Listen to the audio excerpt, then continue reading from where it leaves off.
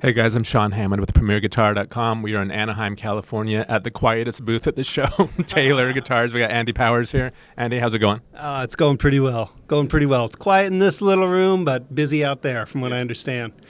You guys have like 3 huge rooms. Yeah. That's pretty cool. We kind of have a big ballroom, I guess. Yeah.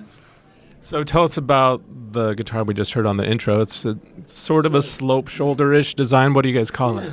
This is our new Grand Pacific guitar. Okay. Now the idea, this is one of the first guitars that was designed like really from the ground up around the V-Class internal architecture. In fact, this design predates even the Grand Auditorium. Oh, the ones that you actually released last year? Yeah. This was before those, actually. This one's about 5 years in the making now. So around the time that I was first thinking about the V-Class idea, I'd wanted to make a guitar that makes the kind of sounds that I heard on the records that I listened to when I was a kid. So my dad's a carpenter, and he really loved bluegrass and country music and lots of folk music and things. So I grew up listening to all these kind of old-time records, going, man, I love the way this sounds. The funny thing is, a lot of those sounds, you can't actually make them with guitars because it's a composite sound. It's something that's been played through a microphone with compression and EQ, and everything gets fixed and smoothed out. Well, I wanted to build a guitar that would do that, but in person. Without the studio without the wizard machinery.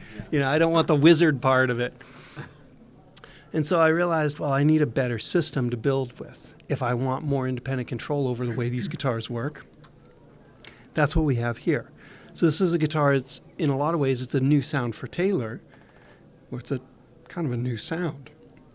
How would you characterize the difference between, obviously you have a lot of different models with different sounds, but what would you say is the biggest difference between this and sort of the Taylor sound? Well, if you think of the quintessential Taylor, take 814. That's a super high fidelity, what I call a modern acoustic guitar sound. It's articulate. It's very articulate. It's real vibrant. It's like a super high resolution photograph. That image is just sparkling clear. It's like sitting in front of a piano, right? So you can play a chord on a piano and you hear every one of the notes, everything in great detail. But if you took that same voice and you sat in front of like a B3 organ or something, you play that chord, and all the notes blend into each other, so you don't hear the individual pitches as much as the harmony. That's what this guitar is doing. So every one of these notes, like if I were to play even just a C major chord, how quickly it blends together into a single harmony. All these notes have this real broad, warm, round, kind of mature profile. So 5 years ago, you had this just sonic goal in your head. Yeah. And then what was the next step toward coming up with this?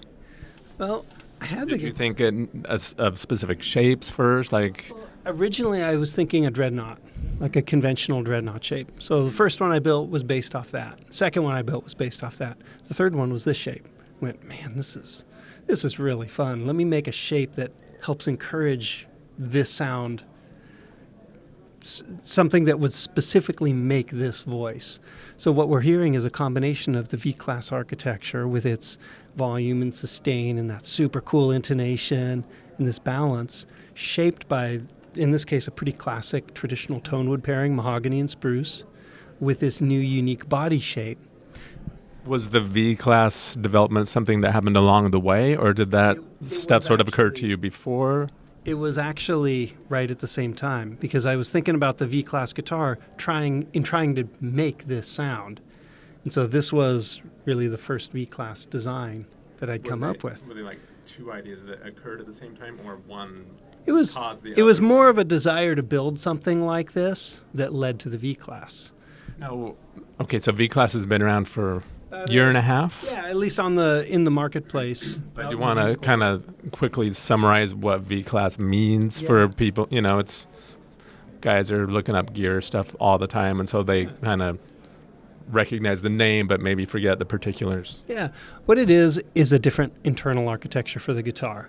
For years, we built flat-top acoustic guitars using what we call an X-brace design, where the primary structural members inside the guitar are shaped like an X. Well, that has some inherent limitations because it's not strong or flexible in any one direction. And you need a balance of those elements. Strength or rigidity is what lends sustain to a guitar, and the flexibility of it is what gives you volume for a guitar. So typically there's a trade-off. The V-Class design essentially has a big, like loosely V-shaped. Starting with the point of the V near Near the tail, actually. the tail. Yeah, it's almost like the reverse of an archtop guitar or something. So it has a different layout of these structural members. What that does is it allows us to have a much longer sustain, plus volume that we want, as well as this incredible intonation benefit that we get from being able to control exactly how the guitar is moving. I forget, we've done 2 or 3 videos on V classes so far, but I forget, are the braces a different shape from usual, or are they pretty similar to X brace shapes on the profile? It's its own thing. It's definitely its own thing, and the exact placement, exact size and shape and weight of all those parts gives us a tremendous amount of control over what type of character we put into the guitar. So this is a 517 model, our new Grand Pacific, what we call a Builder's Edition. And it has a different neck profile, different fingerboard shape, a lot of different aspects to it that make it very player-centric. What's the neck profile like? Kind of D-shaped or something? That's where it becomes interesting, because it's not a consistent profile. It's what we call a compound carve neck. Down here, low on the fingerboard, you wrap your hand around the neck more. We all do. So over here, an ever so slight V shape is comfortable. Up here, higher on the fingerboard, that's not comfortable anymore because your thumb is in the middle of the neck by the time you get up here. So this is a much more round type shape up here at this end. As well as it's a bit hard to see, but it has a different, very round, it's like an elliptical heel shape, so there's no ridge. So when your thumb comes up here, you don't run into a point. So there's some aspects like that. The way the edge of the fingerboard is rolled into the neck shape means there's no real sharp corners anywhere on it. So there's a lot of aspects that go into these models where you pick the thing up and it kind of just pulls you into it. It's comfortable to hold and to play. Now, I had a question as you were talking. That is, God, I forgot. All right. So, do you want to play a little bit more for us, and then that will jog my memory, because I had a question that I think was pretty good if I could remember it. But yeah, why don't you play a little bit more for us? Sure.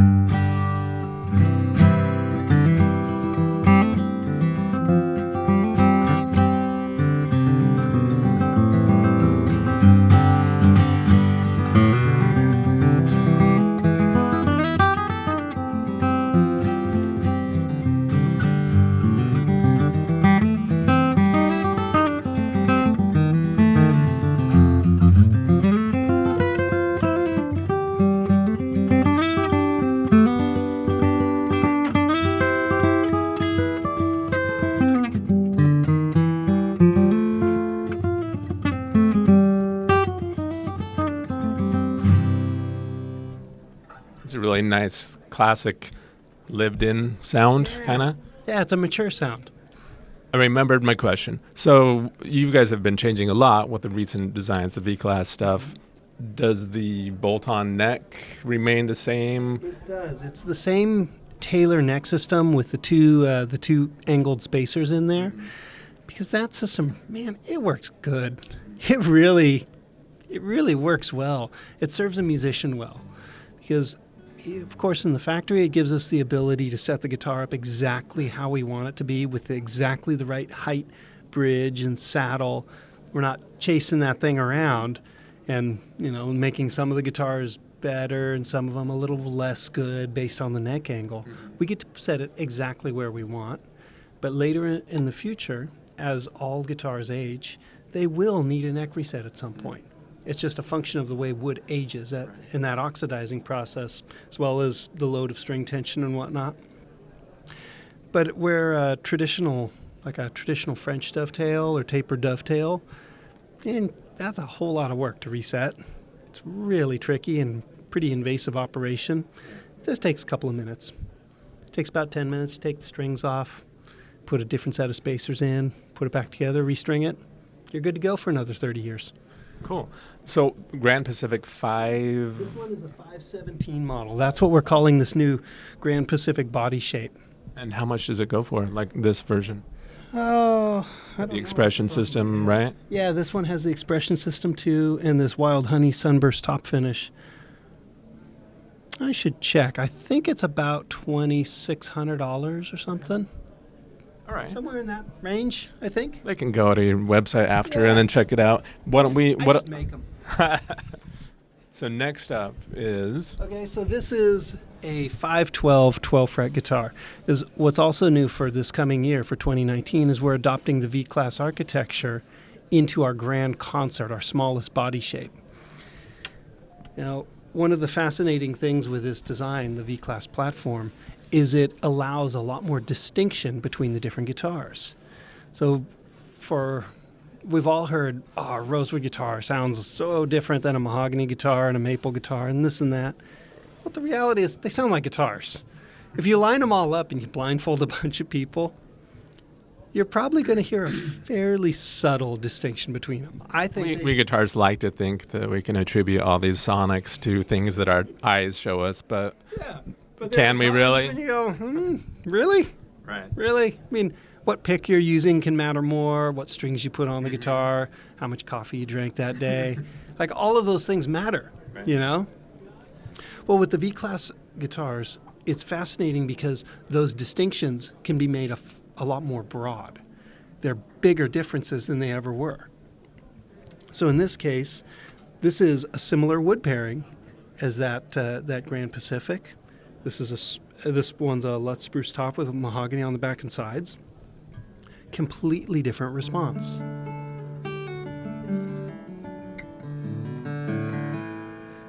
It has the parts that we love, the characteristics of that V-Class design, the really long sustain, More mid-range, right? yeah, it's a much more like an intimate voice.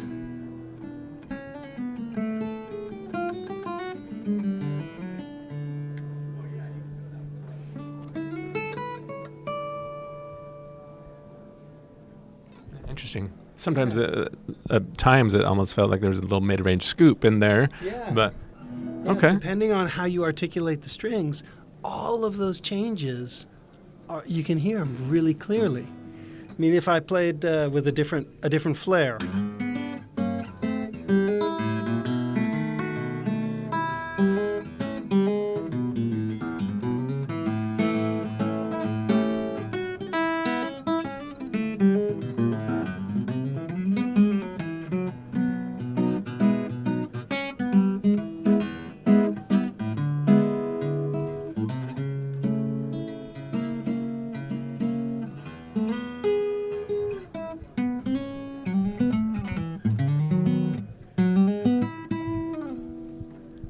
Sweet. Kind of thing. So how much? This is V-Class. What are the things that are different besides the body shape, between this and the Grand Pacific? Well, the body shape is significantly different. The neck shape, the edges of the body. This has the classic Taylor appointments, classic Taylor bridge, Taylor neck shape. This is a shorter scale length, and as well as being a 12-fret neck. It's very, very different kind of guitar. How much does this one go for?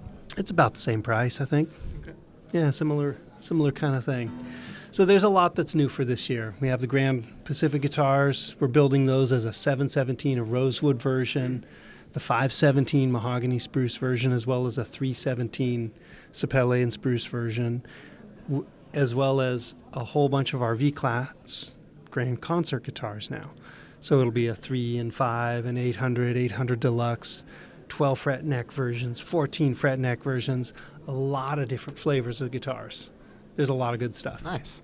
Now, did you want to show us this one last guitar, or? Sure. So is this also a V-Class? This is also a V-Class. This is a rosewood natural top version of our Grand Pacific. So this one has some similar appointments. This new bridge, this is what we call the Curved Wing Builder's Edition bridge. This one's obviously rosewood back and sides, spruce top.